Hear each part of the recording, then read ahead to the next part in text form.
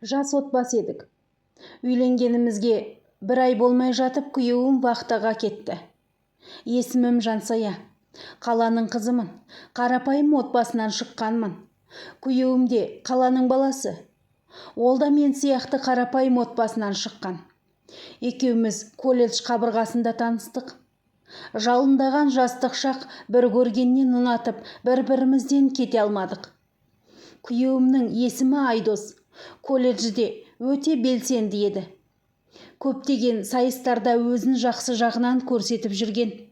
Сымбатты, денелі, аққұба келген сері жігіт қыздардың ғашық болмауы мүмкін емес.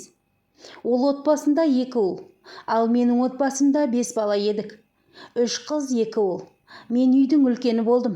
Анамнан кейінгі бауырларыма 2-ші анамын. Кішкентай кезімнен барлық шаруаны жасап өстім. Бауырларымды өзім өсірдім десем де болады. Мектепті жақсы бағаға бітіріп, университет тапсырғанда түсе алмай колледжге оқуға түстім. Ата-анама ауыртпашылық салғым келмеді. Сабақтан тыс қосымша жұмыс жасап, өз нанымды тауып жүрдім. Ал күйеуім болса, отбасында 2-ші ұл. Ол да мен сияқты барлық іске пысық. Екеуміз сай қосылғанда едік. 4-ші курсты аяқтауға 1 ай қалғанда Айдос ойламаған жерден сөз салды. Сол кездегі айтқан сөздері сондай әсерлі еді. Танысқанымызға небәрі 8 ай ғана болса да бір-біріміздің болашағымызды сездік. Сөз салу бәрі өтті. Ендігі мәселе 2 жақтың ата-анасын кездестіріп, тәтті шай ұйымдастыру еді. Оны да қобалжып жүріп абыроймен өткіздік. Ата-енем өте керемет жандар болып шықты. Әке-шешем де мәз-мейрам, құда-құдағи жақсы кісілер екен. Қызымыз өнегелі отбасына келін болатын болды деп, барлық туыстарға хабар беріп сүйінші сұрап жатты. Той уақыты белгіленді. Той көйлек қарап уақыттың қалай тез келіп қалғанын байқамаппызды. Күйеуімнің ағасы үйленген, 1 баласы бар. Тек ұнамаған жері 2 келін бір үйде біраз жыл тұрады деп енемнің айтқаны аса көңіліме жақпады. Мейлі, ең бастысы күйеуім қасымда, басқасы өз уақытымен орнына келер деген оймен бұл мәселеге назар аудармауға тырыстым. Болса да кенже келінмін, шаңырақ иесі де мен боламын.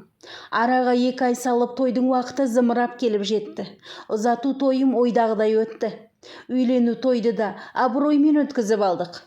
Міне, енді нағыз келіндік өмір басталды. Абысыным және енем өте керемет жандар. Білмегенімді үйретіп, қолдау білдіріп, өз көмектерін беріп жатыр. Тек күйеуіммен алғашқы неке түніміз мен ойлағандай болмады. Иә, арасында романтикаға толы кино көретін едім. Күйеуіммен солай романтикалық кеш болады деп үміттендім. Тез-тез шаруасын бітіріп ұйқыға кетті. Тап бір бөтен әйелмен ісін жасасқандай. Ауыр тигені рас. Тіпті пәк болып келгеніме де назар аудармады. Мүмкін шаршаған болар деп өзімді жұбаттым. Күндер өтіп жатты. Күйеуім төсекке анағұрлым жақын емес екен. Мүмкін ауырып жүрген шығар деп өзімді тағы жұбатудамын. Қайнағам мен абысынымның бөлмесі біздің бөлмеге жалғасып кеткен, яғни қатар бөлме. Кейде олардың махаббатқа толы дауыстары жүйкеме тиетін. Бірде күйеуіме ренжіп, өтірік ұйықтаған кейіп таныттым. Сол күні абысыным мен қайнағамның дауыстары шығып жатты. Ең сұмдығы күйеуім қабырғаға құлағын тосып, өзін қолмен қандырып жатты. Иә, өз көзіме өзім сене алар емеспін. Ұсталып қалмайын деп, дыбыс шығармауға тырысып, күйеуімнің мені қаламайтынын іштей сезіп, еріксіз көз жасым жастыққа төгілді. 8 ай бойы сүйдім, күйдім деген сезімдері қайда? Әлде мен нені дұрыс жасамай жүрмін? Деген секілді сұрақтармен таңға дейін ұйықтамай шықтым. Таң атқанша көз ілмедім. Түндегі оқиға көз алдымнан кетер емес. Сонда күйеуім абысынымды ұнататын болды ма деген арам ой санамды жаулап алды. Ол кәрі әйел, менен 10 жасқа үлкен. Менен қай жері артық оның? Ішкі даусым айғайлап, санамдағы неше түрлі ойлар жеп барады. Бәсе, неге маған жоламайды десем, барлық былықтың басы енді ашылғандай. Жалпы күйеуім түнгі ләззатты бере алмағаны болмаса, өте жақсы адам. Бар қалауымды жасайды. Киім десең киім, ақша десең ақша. Аузыңнан шыққан әрбір сөзді орындайды. Тек төсекті ғана шетке ысырып қойған. Сан түрлі ойлар, сан түрлі сұрақтармен басым қатты. Абысыныммен бұрынғыдай сөйлеспей өштесіп жүрдім. Оны көрген сайын шашын жұлғым келетін. Жақсы көретін абысынды бір түннің ішінде жек көріп кеттім. Ешкімге сыр білдірмей тағы да көз жеткізейін. Мүмкін қате ойладым ба? Бұлай абысынды жамандыққа қимаймын. Екеуі жер мен көктей адамдар. Бәлкім қате түсінген болармын деп өзімді қоярға жер таппай қиналып кеттім. Тұңғиық ой түбіне жүрген менің ісім шала болып телефоным суға түсіп кетті. Анамды сағынып, онымен сөйлескім келді. Звондау үшін күйеуімді күттім. Сол күні күйеуім де жұмыстан ерте келген еді. Телефонын сұрап, анаммен сөйлесіп болып телефонын тексердім. Құдай сақтасын. Не мынау пәле? Еркек пен еркек бір-бірімен, ой Алла, осындай да болады екен-ау. Бірақ бұл күйеуімнің телефонында қайдан жүр?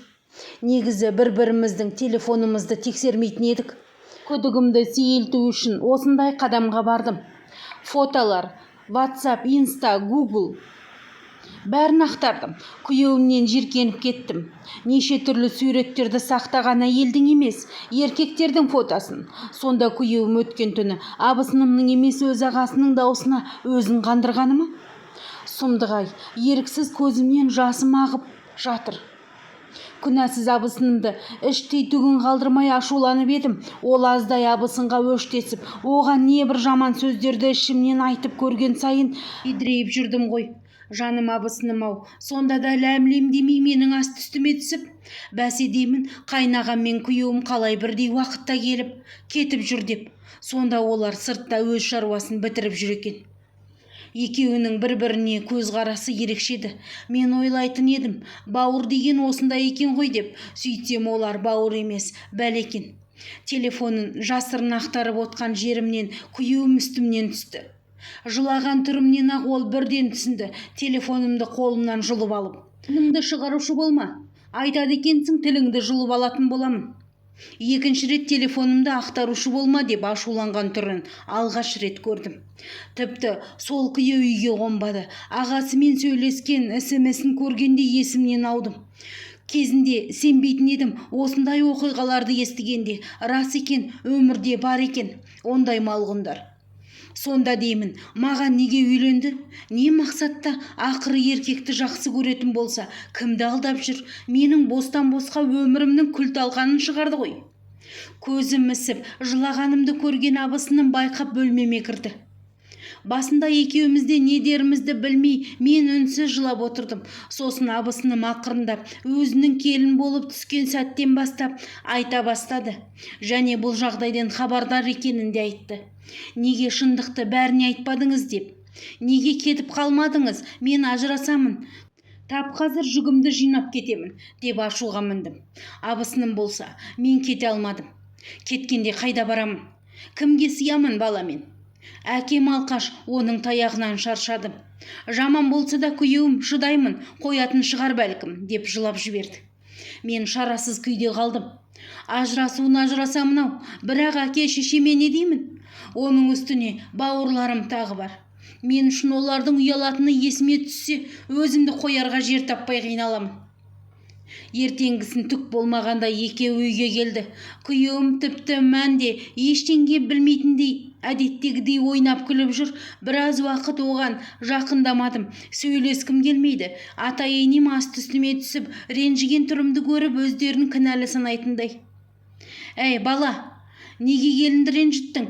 Көңіл күйі болмай жүр, не бүлдірдің деп ұлына сөйлеп алды. Байғұс ата-енем өте керемет жандар. Біздерді өз қызындай көреді. Сол үшін де абысынымның бұл үйден кеткісі жоқ. Бір күні қатты ауырдым. Күйеуіммен түнде қосылғаннан бастап менен белгісіз сұйықтық аға беретін болды.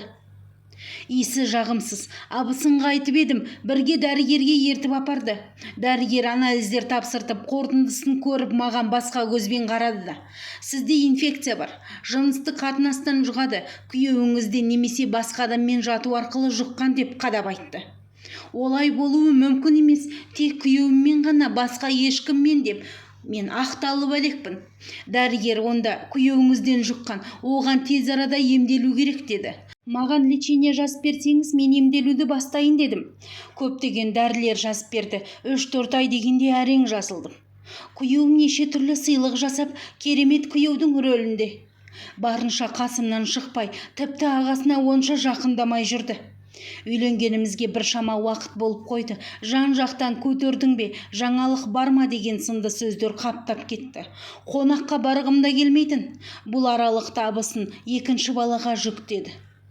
Маған тағы да арам ой келді. Абысыным қалай бала көтеріп жүр? Мен неге көтере алмаймын? Әлде абысынымның басқа біреуі бар ма екен деп жүрдім. Сұрауға ұялдым. Бірде әңгімеден әңгімеге ұласып кетті. Ұят болса да сұрадым. Сөйтсем абысыным экомен көтеріп жүр екен. Елден жасырып. Күйеуіммен жиркенетінім рас. Бірақ оны қимаймын. Қайтейін?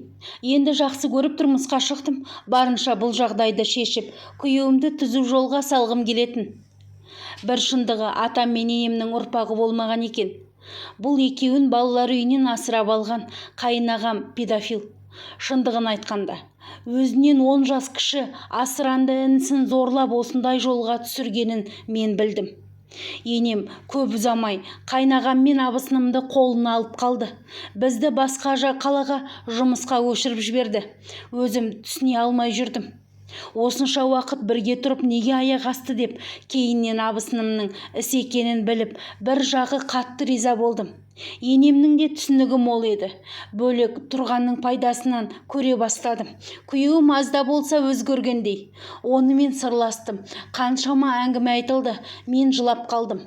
Өйткені балалар үйінде сұмдық көрген бейгүнә жан.